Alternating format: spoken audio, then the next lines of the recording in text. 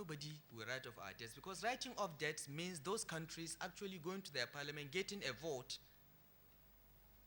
to provide for the debts. And finally, we need to attract more foreign direct investment and domestic investment. And this is where I think why we are here, because this is all about trying to create an enabling environment for people to invest and feel safe in our country. Again, when we are doing this work for the president, we try to get a sense that why has Nigeria not been getting investments as it should? Apart from the oil industry, we've not been getting much until about 2000, when telecoms came in and so on and so forth. We found 5 main reasons why many major Fortune 500 companies are unwilling to invest heavily in Nigeria. The first is the corruption perception. If you're a Fortune 500 company and you go to your board with a proposal to invest in Nigeria, everybody will think you're mad because you must be trying to do some corrupt deal. This corruption perception is very damaging to our investment opportunities. The second is safety, security, and comfort. Many people feel that Nigeria is not safe, there is no security.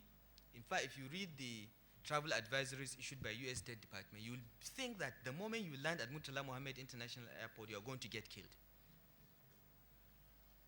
The reports are so pessimistic and so alarming that very few people that have read it will want to come to Nigeria. Of course, the statistics are different, because there are more murders and violent crimes in Washington, D.C. area than the whole of Nigeria on any given day. We have collected the statistics. But that is not the perception.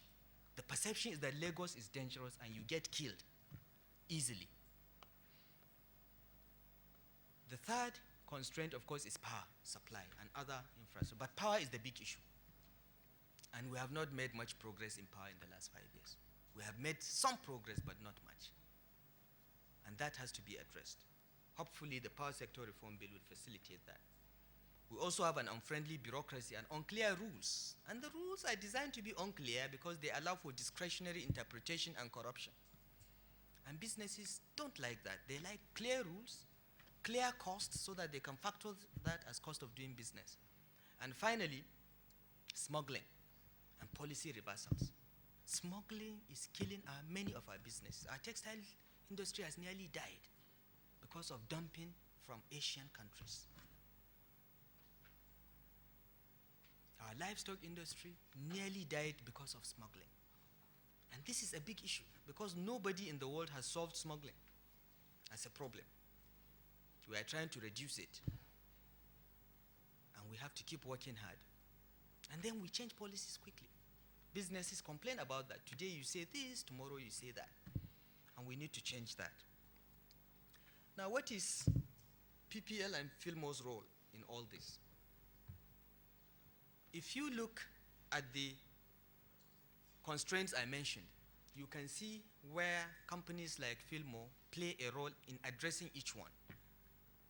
First, they provide a shield as well as a sword against corruption perception by taking off interactions with government and other agencies from anybody that hires them for their services.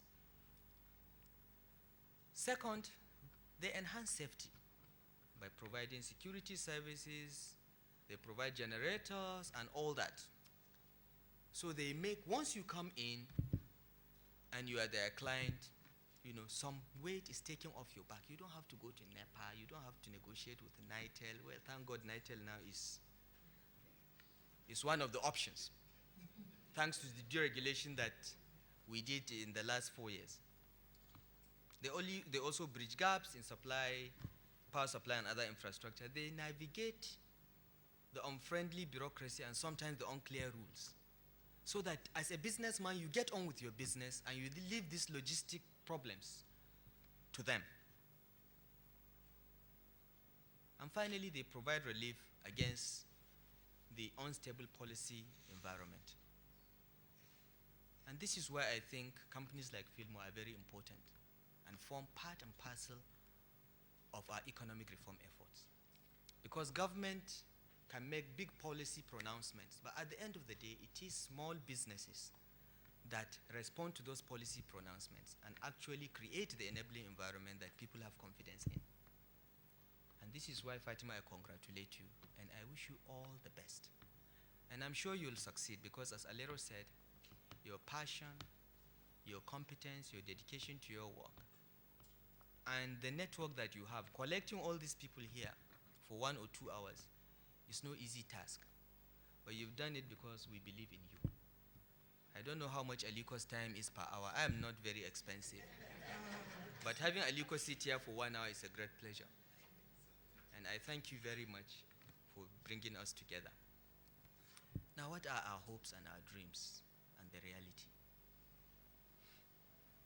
Those of us that have been working with the president on this believe that our reforms will be entrenched and they will be sustained beyond 2007. This is a question that many people ask. Well, what you're doing, how far are you sure? After 2007, these things will still be there. They will be, because some of us will still be around. Some of us have tenure. I don't, thank God. But some of us will still be in government. These policies are the policies of Nigerians. They are not ours. We are just the people that God is using to push them through. We are the ones that take the brickbats and the summons and the insults. But they are for Nigeria and Nigerians. And anybody that says he has an alternative to this should come out and implement the alternative, and we see how long he will be implementing the alternative.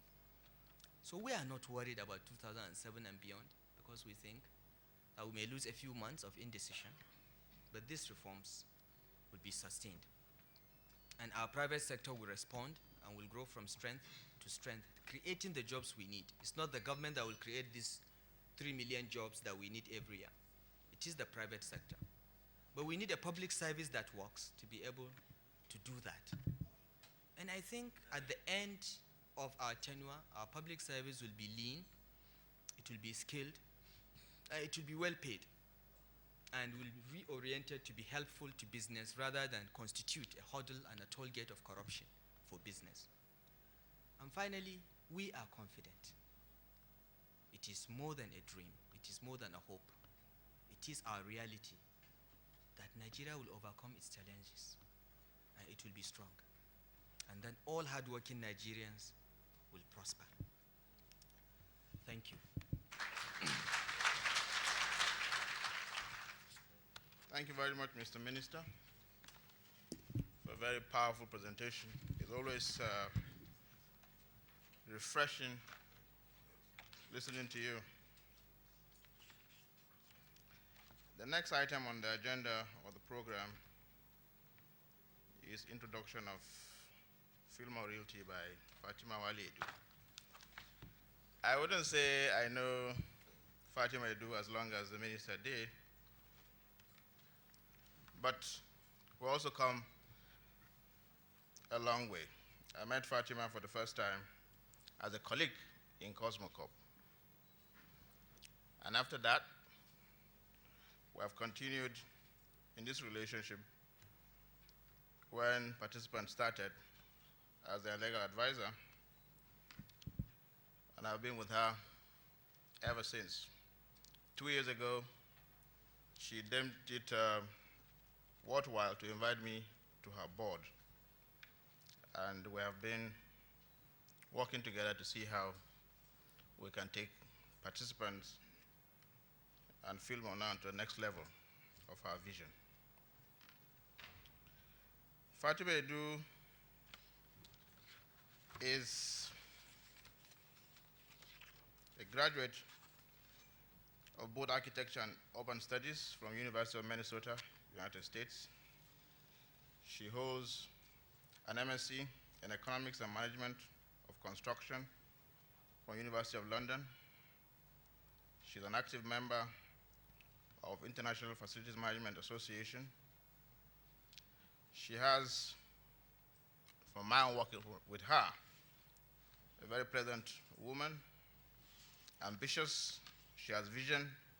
Sometimes I say her attributes are uncommon because you can read her like a page. And that is very uncommon to most business people I know in Nigeria. It is a singular honor and privilege to call on Fatima Edu to introduce FilmoRealty. Thank you all for coming. Before I start my speech, I want to humbly make a few corrections to the Honorable Minister's speech. The first correction I want to make, I think he did correct himself a little later, but he claimed he found me when he was looking for someone to be general manager of Alpha Properties. Actually, he found me, or rather, Mariam found him. Sometime I think it was in 1976. I remember her complaining to me that she had met the most obnoxious man in her life. And I asked her why. They were matriculating, they were registering, and they were asked to, I'll tell you just this little story to tell you who Nasiru is. So, and I'm saying this so that the mantus of this world will just hold their breath and just accept what God has given them. They were asked to fill in their results for O-levels, WASC as it was then called. And Mariam happened to be standing next to Nasiru, who she didn't know. Here she was, Mariam Wali from Queen's College. And there was this little Hausa boy that didn't look like he could put two English words together. So they started to fill their forms. Nasiru proceeded to write down the list of subjects. And Mariam kept on looking across her shoulder to say, does this man really understand what the instructions were? He wrote down a long list, I think it was 12 or 13 subjects. Meanwhile, then, for WASC, you were supposed to, the minimum subjects you could take were 8, and most of us took 8. And I think he had like 12 or 13. I can't remember. This thing is like 30 years ago, anyway. And then after he did that, he drew one long line down.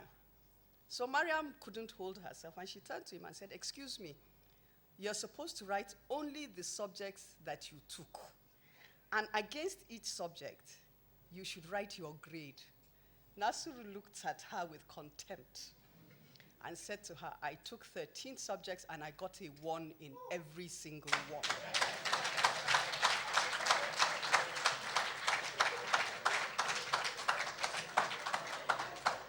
And so that was the beginning of the war of attrition that has continued till date between Mariam and Nasiru. And I call it a war of attrition because it's real attrition, because I know Mariam spent a lot of time working for FCT, even today, even though she can't stand him. The second correction I want to make to Nasiru is, while I acknowledge that we, the wives, did much better with participant properties than the husbands did, we did not edge him and Yomi Edu out of participant properties. Obasanjo, I am proud to say, did that job for us by making Yomi a minister and Nasiru the DG of BPA. So we got Obasanjo to do that dirty job for us. We're just but humble housewives. All right. So I've said that. One last thing I want to talk about also, a comment on Nasiru's speech, is talking about my networking and the ability to bring this crowd together. I'm very humbled. I am extremely humbled. 3 days ago, I opened the newspaper and I saw an advert that said Nasiru was guest of honor at something in Abuja. Nasiru is my little brother. He loves me very much, but he's now minister. There's nothing I can do about that. I was very depressed, so I called Jimmy. And I said, Jimmy, is Nasiru not going to come to my event? Jimmy said to me, Hajia, at council, the president asked Nasiru to represent him. However, he is going to talk to the president and ask to be excused because he really wants to be with you. And here he is today. Nasiru, thank you very much. The other person I would like to acknowledge is Alhaji Aliko Dangote.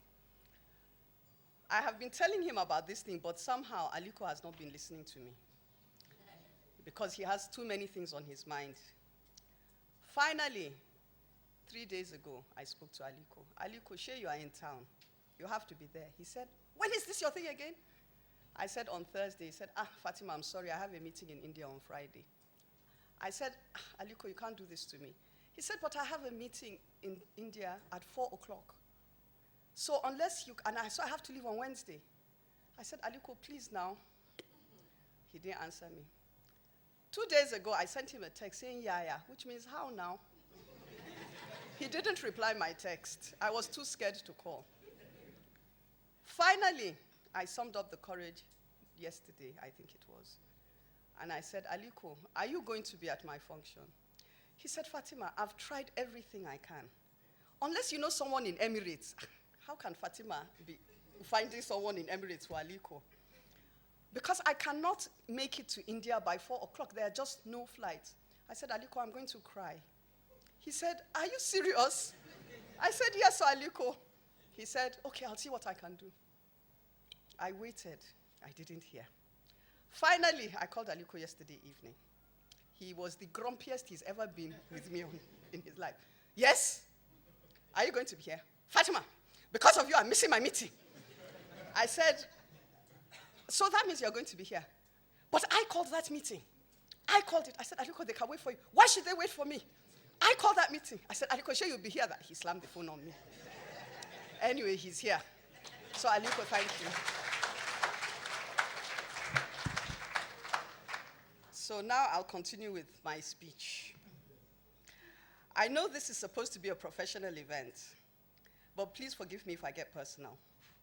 I've called my speech The Journey, and it's not a journey I took alone, in spite of what you may have heard here. In the course of my speech, I'll acknowledge a few people, but before I start, I'd like to say a few thank yous.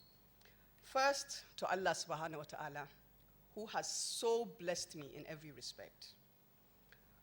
Second, friends, family.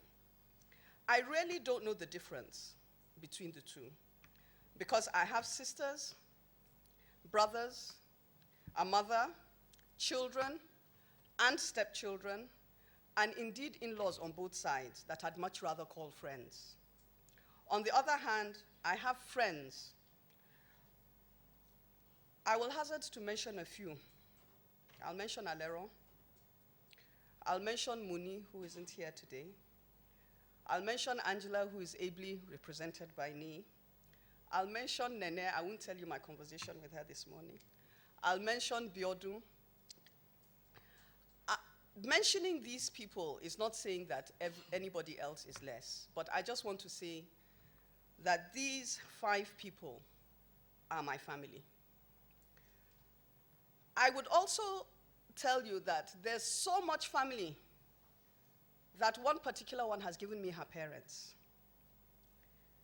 My father died when I was 9. Mr. Ayizda assumed fathership of me. Thank you, Uncle and Auntie. Mr. and Mrs. Aida are my parents. Thirdly, I'd like to say thank you to my staff, past and present. I've always told each and every one of you that you're critical to the business, and we would not be here without you. Each and every one of you do or know something that I cannot or will not do. I assure you I know how to sweep, but I won't sweep the office.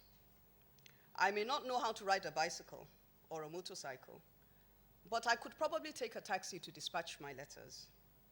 I didn't go to accounting school, even though I argue like I did. Neither did I go to law school, but I have a legal advisor, come director in a million, whose primary function, I might add, is to manage my tantrums and get me out of trouble. Ladies and gentlemen, I present Abdullahi Sani to you. Thank you, Abdullahi. Lastly, and certainly not the least, I must acknowledge Hadiza El-Rufai, former ED and MD of Participant Properties, when I had to take temporary leave of absence a couple of years ago. I'm really upset that she's not here, but I know she's here with me in spirit, and she would have come if she could have. So